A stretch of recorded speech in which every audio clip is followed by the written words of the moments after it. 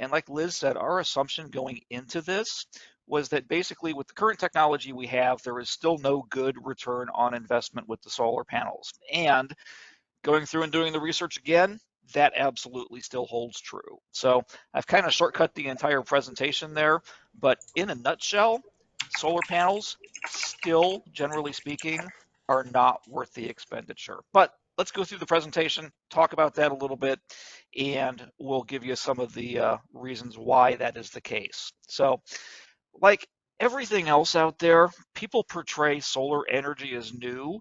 It really isn't. Humans have been attempting to harness concentrated solar energy for a long time, trying to light fires, heat houses, generate electricity. And in fact, you can go back and look, and historians kind of think that we actually began lighting fires by focusing sunlight through a mirror as early as the 7th century BC. And you can find Greek and Roman references to what are called burning mirrors that they used to light torches right around the 3rd century BC. Early civilizations incorporated the sun's energy into their architecture. They would create sunrooms on their houses, large windows to channel sunlight into the house for heat and light. And even the first solar oven, which was a device basically used to heat food or beverages, was designed in the mid 1700s. So solar energy, not a new concept at all.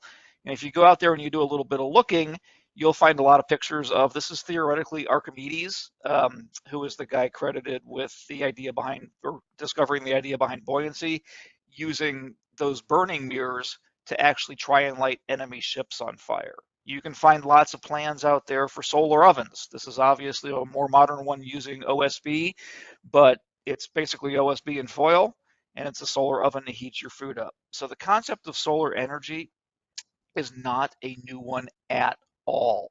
So, all the ads you hear and all the stuff about modern technology and this newfangled invention of solar power, it's not. It's been around forever.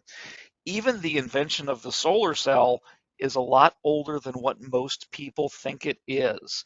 The ability of a solar cell to convert sunlight into electricity, it's what's called the photovoltaic effect, or the PV effect, was actually first proven by a French physicist, Becquerel. And if you're familiar with radon, actually sometimes we measure radon in becquerels. Same guy. But he proved this all the way back in 1839. So the development of solar cell technology actually began during the Industrial Revolution. And by the late 1870s, there was an English electrical engineer named Willoughby Smith who discovered actually the photovoltaic properties of the element selenium, and demonstrated, actually a different professor here in the States demonstrated about the same time that you could actually use that to transform solar energy into electricity. And then by 1883, there's a guy named Charles Fritz in New York who literally creates the first PV cell with about a 1 to 2% conversion efficiency using those selenium wafers coated with gold, and it looked something like this. So by the late 1800s, what we would think of as a solar panel was actually available. This is not a new technology at all.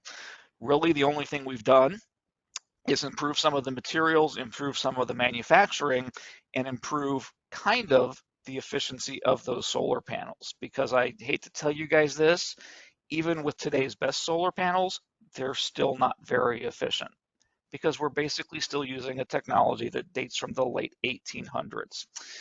A few solar fun facts that will kind of become relevant as we go through this presentation. We've used solar panels for decades to power lots of spacecraft, satellites, things like that, starting with Vanguard 1, which was launched in 1958. So again, not a new technology. So during the oil crisis of the 1970s, which was yet another period of high inflation, just like what we're living through now, that's when solar panels really started to take off, because people were looking at them then as an alternative energy source. And there were lots of solar heating systems and photovoltaic panels installed during that point in time. The first truly solar residence, which was called Solar One, was built at the University of Delaware in 1973. That was a PV thermal hybrid that allowed excess electricity to be delivered into the grid.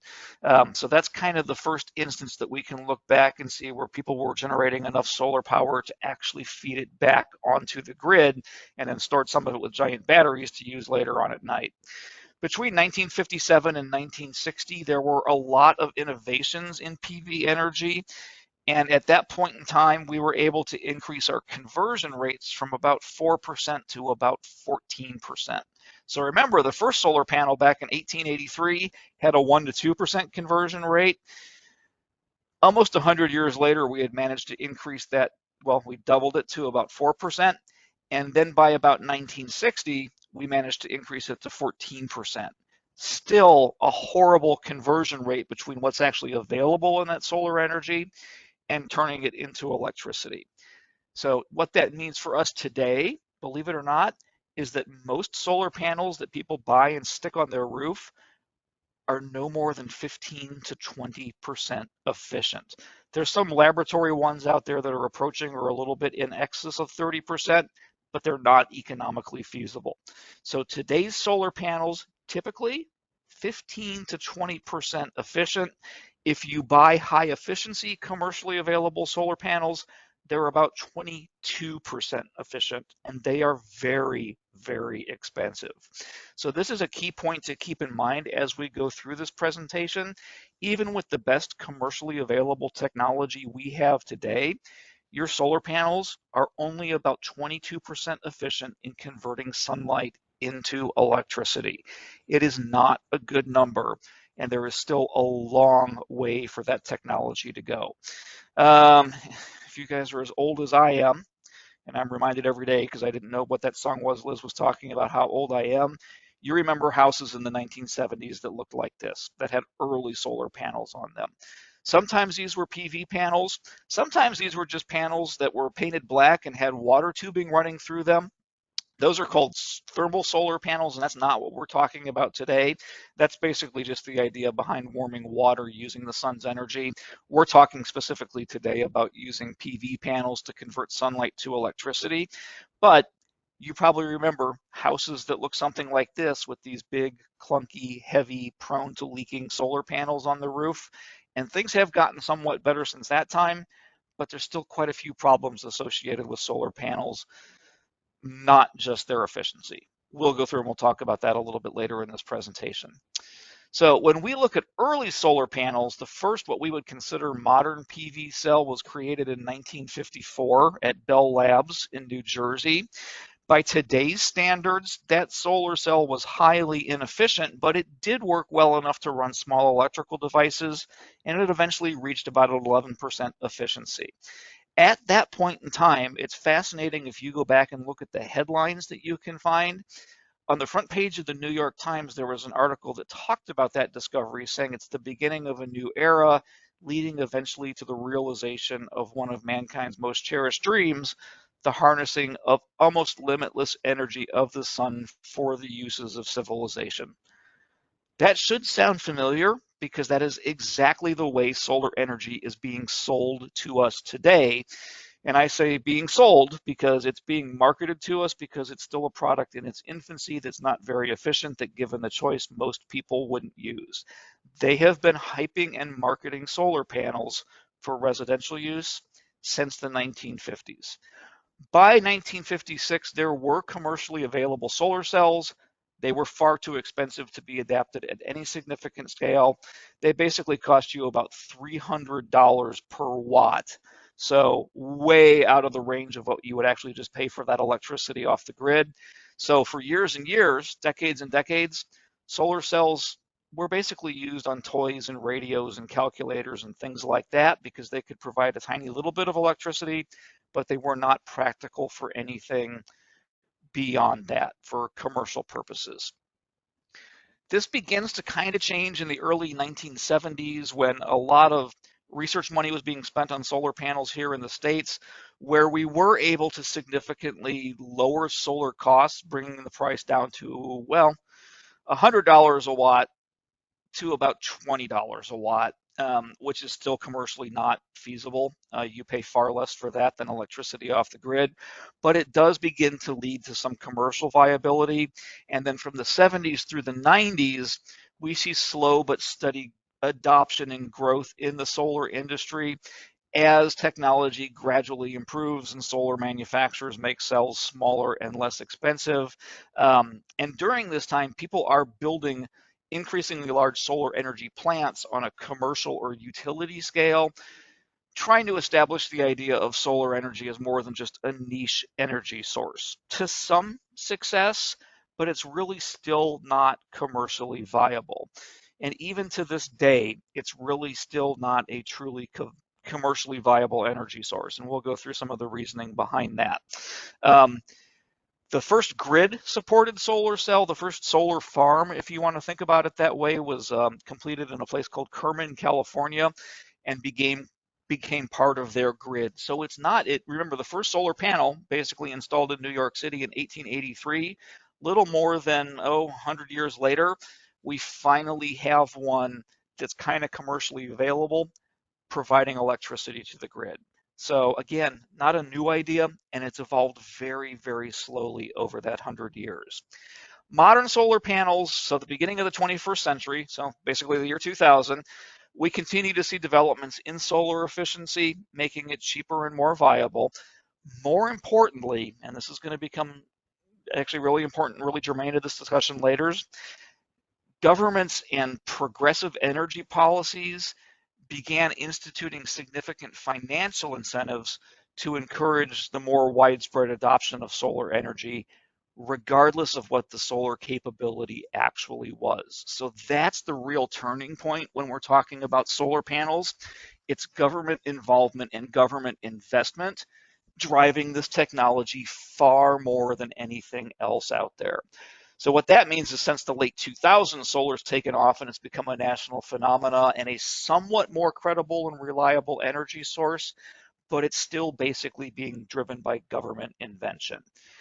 In the US here, we've recently had our millionth solar installation. Remember, that took over 50 years to accomplish, but the pace of solar adoption and innovation is rapidly increasing at this point in time.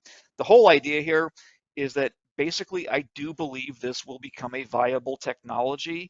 It's been kind of a viable technology when nothing else was available for like spacecraft for years, but it's still way too expensive in its current iteration to be, I think, considered a valid residential technology. And we'll go through and do a little bit of the math and talk about that because that's where it's going to become important to you guys in the real estate industry and me in the inspection industry is how does this promised technology really actually work and how does it affect the houses that we live in? So let's talk about that a little bit.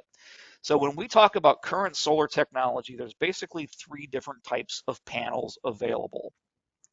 There is, first of all, what's called a monocrystalline panel, and this is considered the most efficient option, and it's best when you install it for larger energy systems in commercial and residential properties.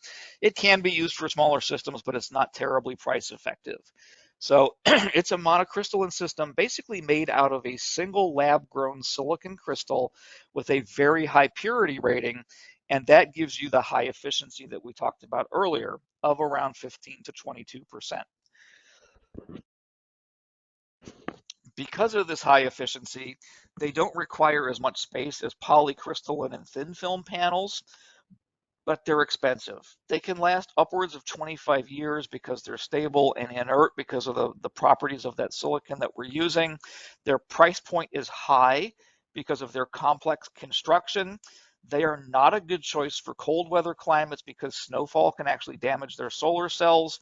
But if you are looking for the most efficient solar cell out there, regardless of price, monocrystalline panels are typically the way most people go. And some of the bigger names in that space, SunPower, LG, Panasonic, those are major manufacturers of monocrystalline panels. So when you see a really high-end solar installation on a house, probably a monocrystalline panel. The next step down from that is what's called a polycrystalline panel, which, as the name would suggest, is constructed from multiple silicon crystals melted together, which means it's therefore less pure and less efficient than those monocrystalline panels. and gives you an efficiency rating of about 13 to 16%. They are made in a variety of power ranges, anywhere from 5 watts to 250 watts and even higher. It makes them a good choice for small and large scale installations. The process to create them is simpler, so they're less expensive than monocrystalline panels, but they're not as efficient. So you got to remember that. There is less waste after that melting process, so it actually makes them better for the environment. We'll talk about that in a little bit. And they're pretty durable and long lasting, so they're a good choice for budget minded homeowners. You just have to take into account that they're not terribly efficient, somewhere between 13 to 16 to 17%. So yeah, they are going to take up more space on your roof or in your yard to produce the same level of power as a monocrystalline panel. And good names in this space are Trina Solar, Yingling Solar. You'll find lots of decent manufacturers in the polycrystalline space. If you look at them, here's the two technologies side by side. I believe the monocrystalline ones are the black ones on the left and the polycrystalline ones on the right. Not a lot of difference as far as depth and size of the individual panels is concerned. Just remember, you're going to need more of the polycrystalline ones because they are not as efficient. And then finally, the third technology that we have out there is what's called thin film solar technology.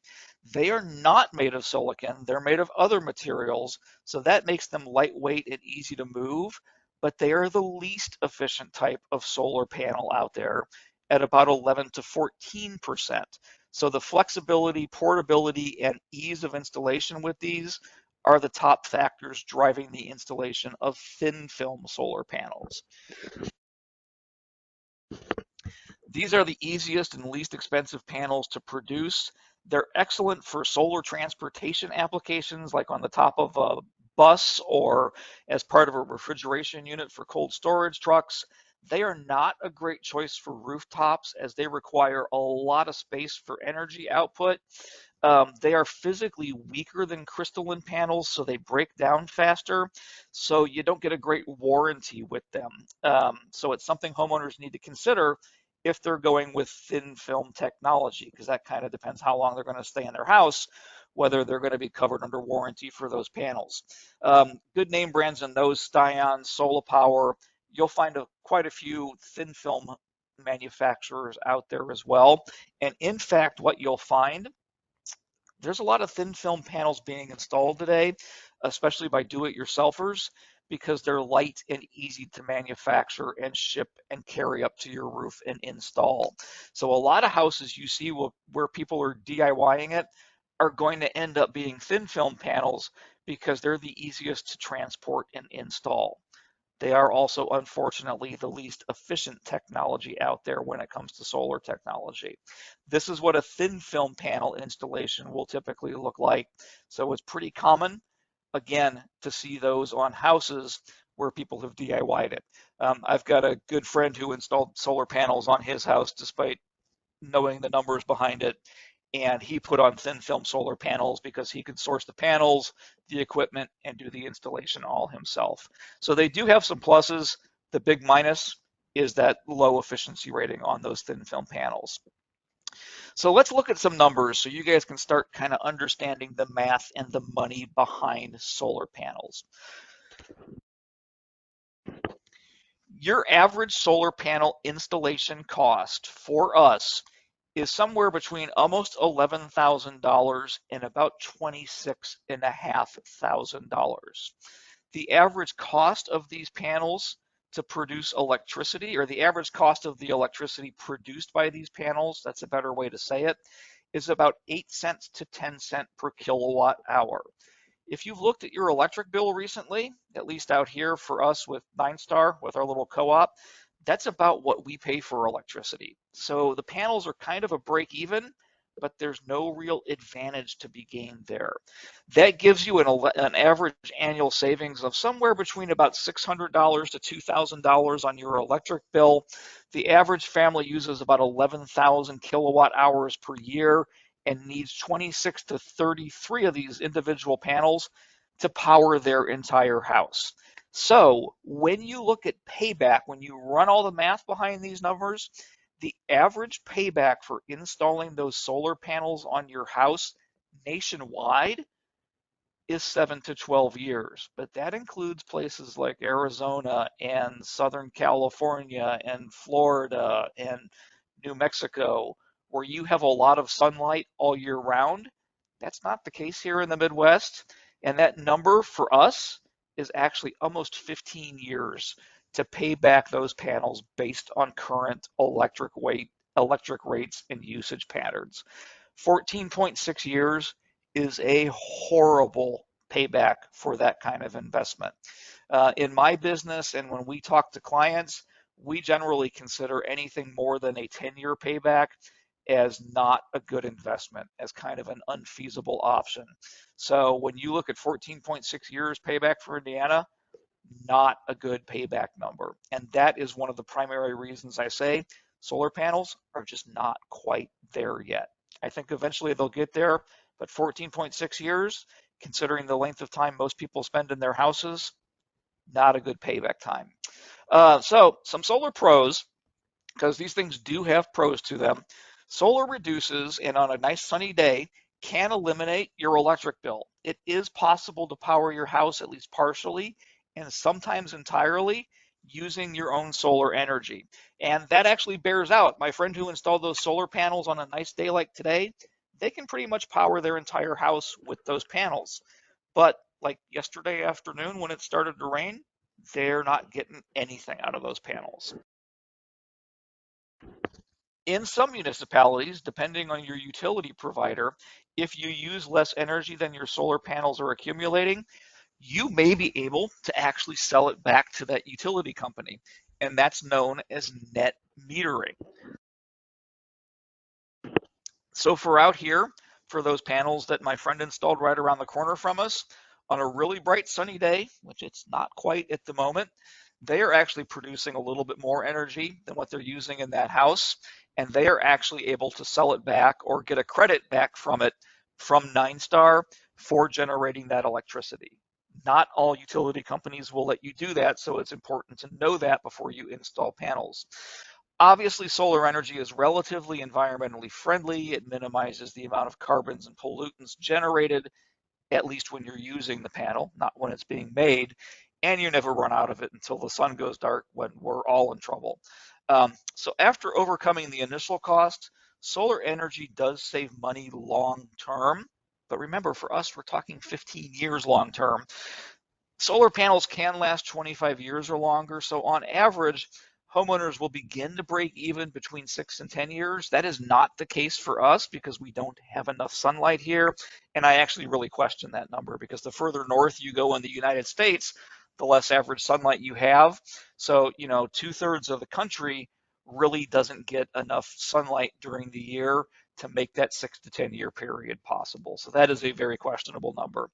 Solar panels are relatively low maintenance. You don't have to give them a lot of thought, except for occasionally brushing leaves and twigs and stuff off. So I don't want to be completely negative about solar panels because I do think it is a viable energy source. It's just not quite there yet. But these are some of the pros when it comes to solar panels. Some of the cons of installing solar panels: your upfront installation costs are obviously high. It costs on average about $18,000 to install a 6 kilowatt grid tied solar system. If you do not plan to stay in your house long term, it does not make sense to install those solar panels. You will never get payback if you don't stay in that house for 10 to 15 years. Solar panels do not work for every house. If your house does not receive adequate sunlight, either because of the climate that you're in, like us here, or because of shade, solar panels are not going to be a viable option. Solar panels do not produce electricity when it's cloudy, rainy, or dark outside. So batteries that store solar power can help, but they're expensive, and in and of themselves, they are very environmentally unfriendly. I can't say that. In and of themselves, they are very environmentally unfriendly. So batteries like this, marketed by a company like Tesla, who is at the forefront of solar technology, are still filled with lithium and other noxious things that are mined, refined, and built in parts of the world that have horrible environmental practices and records, and quite frankly, horrible human rights records as well. So installing batteries like this, or this is one made by Generac, if you're going to try and use those solar panels when they're not able to generate electricity, are an unfortunate fact of life. And nobody ever takes the environmental concerns with these batteries and actually with the solar panels into consideration when they talk about solar systems. Those solar panels, the literal production of those solar panels actually have a very high carbon footprint even before we talk about batteries. And the amount of harmful greenhouse gases released while manufacturing those solar panels is notable. Also, you have to keep in mind there are not widespread methods for recycling solar panels, so it's difficult to get rid of them when they go bad or when they're damaged, and about 90% of them end up in landfills when they're discarded. So the average energy payback, or the time for solar panels to overcome the environmental impact or the energy impact of actually just manufacturing them, depending on the technology, is somewhere between 1 and 4 years. So you have to go 1 to 4 years of solar use before you even overcome the energy cost and the environmental cost to manufacture those solar panels. So you have to tack that on to the payback we talked about with electrical savings. That means the energy expended while making solar panels basically adds about 4 years to the payback on the darn things. So, and the last con that we'll talk about, and then we'll actually delve into a little bit more, if you decide to finance or lease your solar panels, you are also taking on a hefty liability. And there are people that do that. That's actually a fairly popular thing. But just keep in mind, like so many, quote unquote, clean energy technologies, they are sold to us based just on the end energy usage. People don't ever take into account what it costs to manufacture those things. So this is true of solar panels, which just end up in landfills. This is true of electric vehicles, which have a horrible environmental impact as manufacture. Remember, there's very significant environmental costs to manufacturing something like solar panels. And honestly, it's because, again, that technology isn't quite there yet. So another one of the big things you have to consider with solar panels is weather consideration. So if you have a big south-facing roof like I do, that's ideal for generating electricity with solar panels. West-facing roofs are your next best option, then east-facing roofs, and if the only viable spot you have is a north-facing roof, you're pretty much out of luck when it comes to solar panels. We live in a snowy climate, and since snow accumulates on the surface of your solar panels, the sun can't generate electricity, which affects the efficiency of the system. So a snowy climate, not good for a solar installation. Rain typically does not affect solar panel efficiency, but rain clouds and how much sunlight reaches those panels absolutely does affect solar efficiency. Um, Hailstorms, adverse weather can affect solar panels. Hailstorms can present problems for solar panels, although they're generally tested to withstand hail-like conditions. There is always a chance of damage to those solar panels in a hailstorm. Wind can also affect solar panel systems because they can act like big sails. So while wind moving across your solar panels actually is beneficial at a low range because it helps cool them off, if the wind gets under them and starts to pull them off your roof, that obviously is going to damage your solar panel system. So things that people don't take into consideration with solar panels: snow. The ones that are covered here in this picture are not generating electricity, so they're not doing you any good.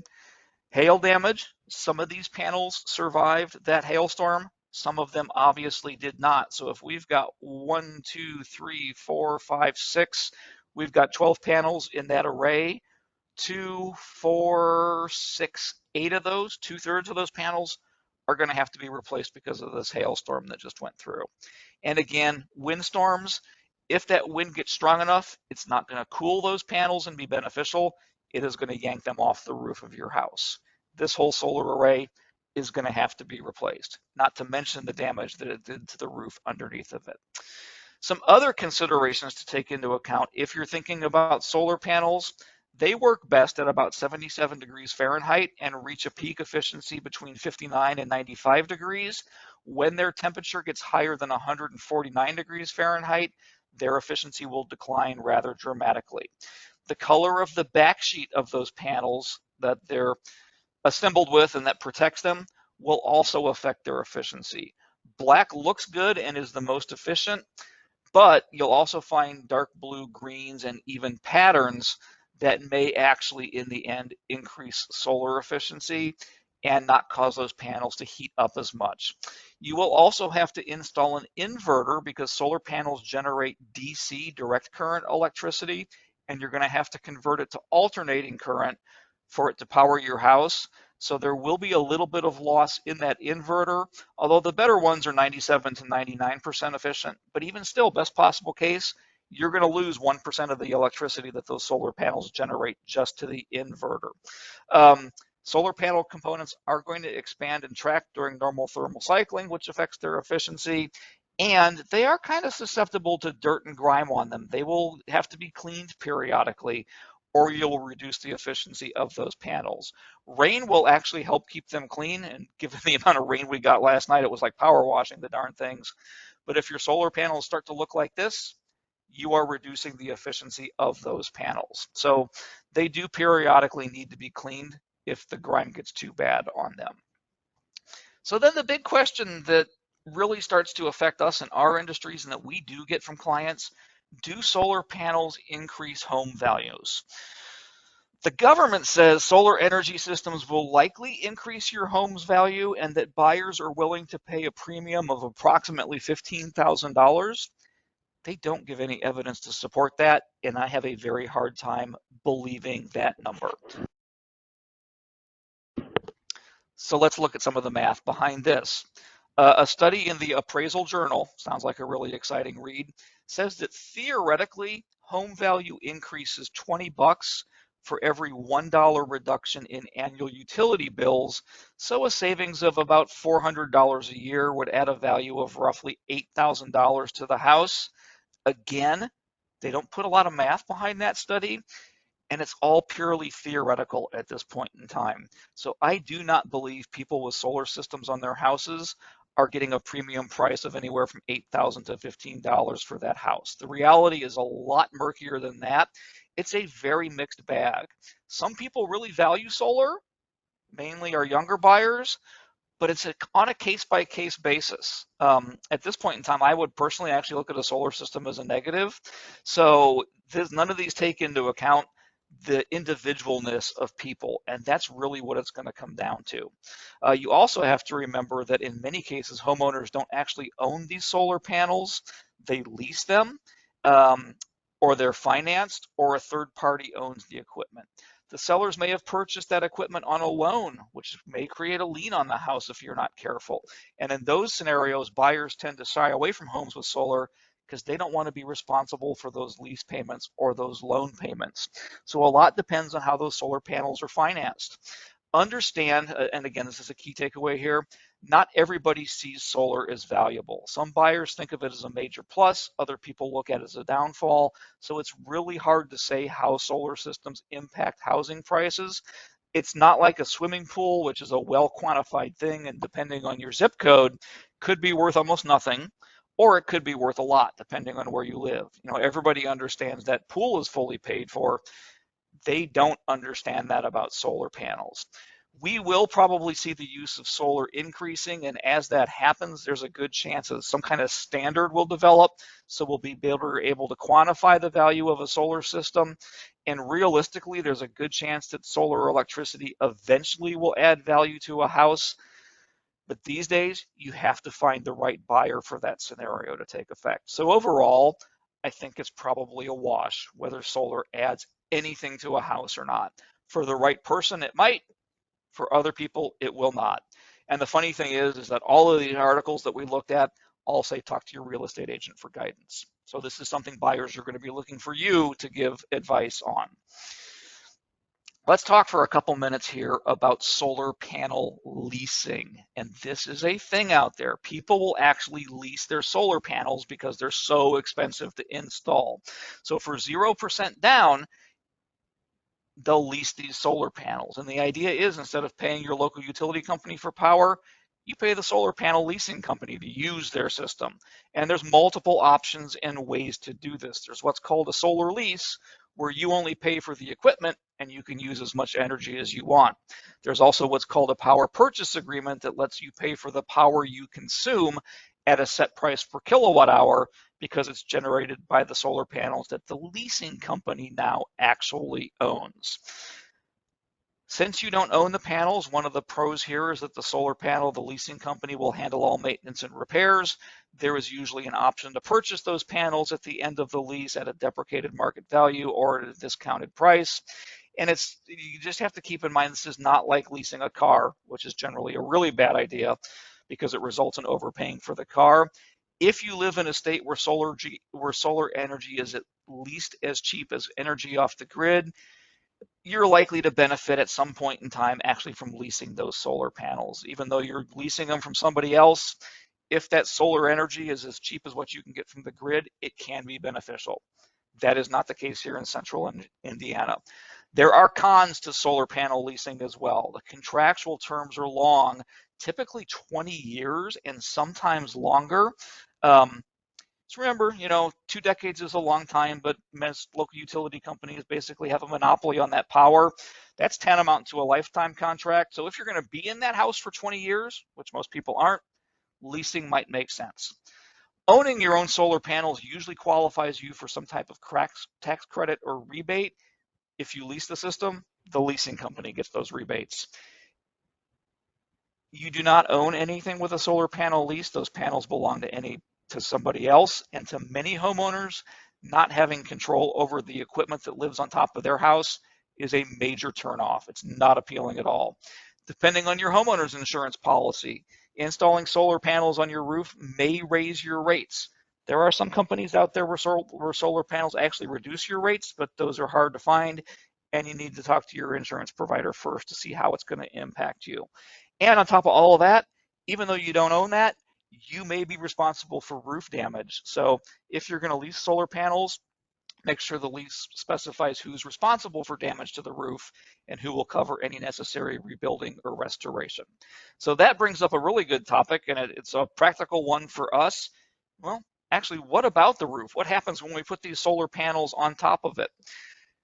Improperly installed solar panels can and do increase the risk of water leaks and fire because we're transmitting electricity, as well as weakening the roof structure and ability to withstand elements and bear proper weight. The most common and affordable solar panel installation process actually involves drilling lots of holes into your roof for the mounting brackets.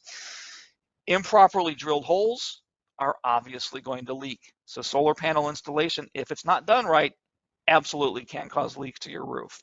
The additional weight of those solar panels will also put additional stress on, and if you have an already compromised roof, will probably weaken it some more. And if damage does occur, it's often the result of a prior roof issue that hasn't been fixed, like aging shingles, or weakened roof decking, something like that. So there is no way around it.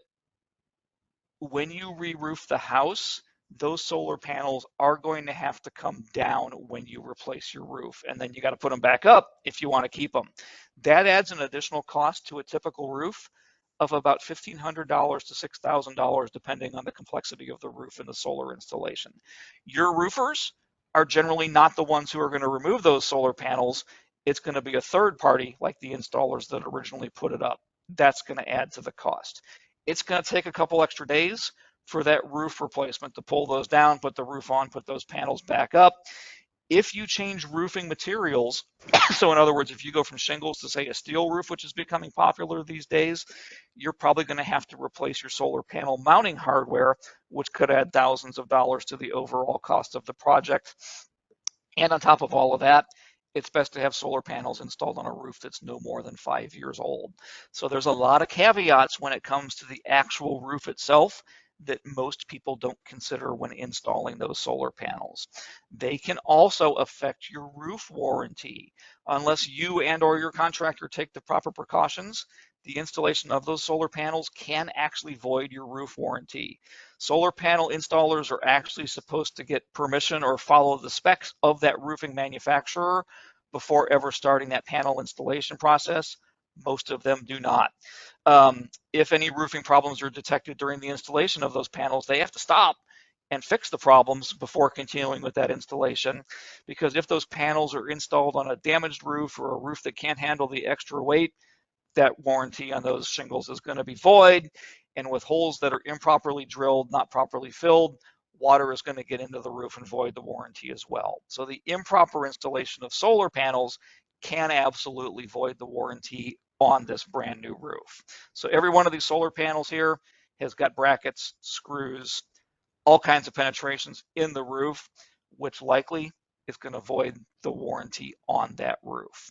So in the end, the question we're going to talk about and answer in the next few minutes here before we're done, are solar panels worth it? You guys probably now know where I stand on this.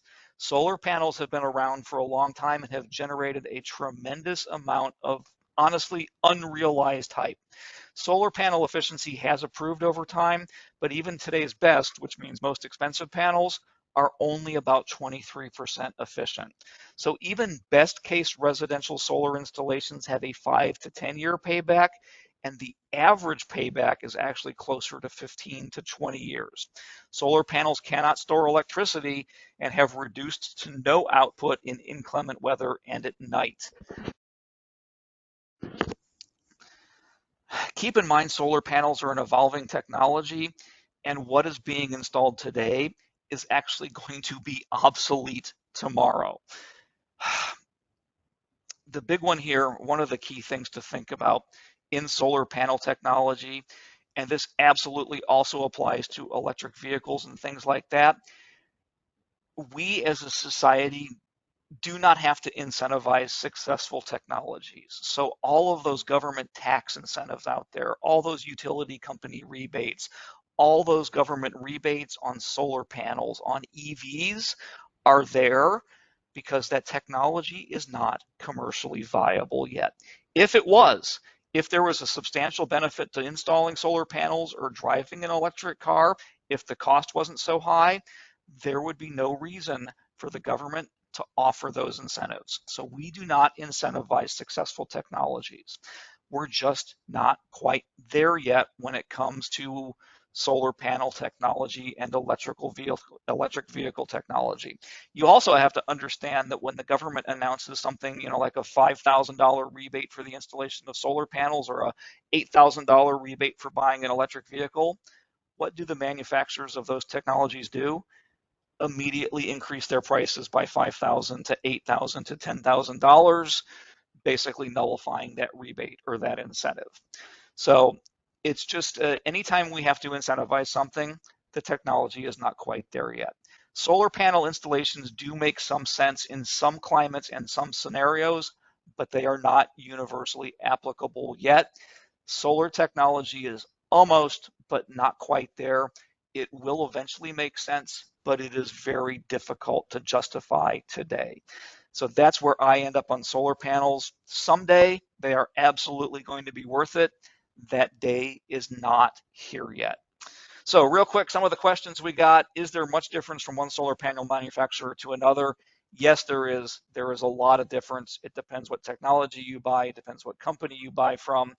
And quite honestly, keep in mind that about 80% plus solar panels we buy here are manufactured in China or overseas, where again, they have horrible environmental records and human rights records. What do inspectors look for when inspecting solar panels? We don't look at the panels themselves. They are considered an auxiliary system. They are not part of the home inspection. We are looking at how the installation of those panels may have affected the house, but we don't do much with the panels themselves. Does the installation of solar panels frequently create damage to the roof or other parts of the house? If removed, is there damage to repair? The answer to those is yes to both questions. Improper installation can cause damage, and you're punching a bunch of holes in the roof of your house that you are going to have to repair if you take those solar panels down. Do you have electricity if the main power goes out? Only if it's sunny or only if you have a battery backup. Does the electric company have to buy back excess electricity? If so, how often does it make extra? Are solar panels cost effective? No, the utility company does not have to buy back excess electricity. 9 Star out here, our co-op does, but they basically put a credit on your bill for it. You only generate extra power under ideal conditions, so bright, sunny summer days. And those solar panels, I think we pretty much prove here, are still not cost effective yet. How do existing and new tax credits enter into the equation? The honest answer here is those tax credits are still necessary to make solar palatable to most people. We do not incentivize successful technologies, so that incentive means it's not quite a successful technology yet. Rooftop versus ground mounted panels, pros and cons. The vast majority of solar panel installations we see are roof mounted. Roof mounting is better, it gets them up out of the way. Ground mounting is sometimes necessary if you don't have a roof that's oriented in the proper direction and might be shaded.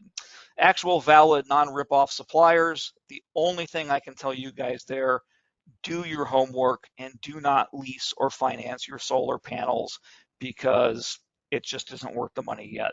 Again, someday it will be, but if you have to lease or finance an improvement that big and your payback is 15 to 20 years, that is not a good investment. What kind of sealing system is used on the mounts? There's lots of types. It's not idiot proof. You have to be careful. And how much hail can solar panels withstand? They're basically rated to withstand 1-inch hail falling at a speed of 50 miles an hour. So we get storms around here occasionally that can and do damage solar systems. So it's also possible to, or it's also important to understand how those solar panel systems are insured and who's responsible for those costs.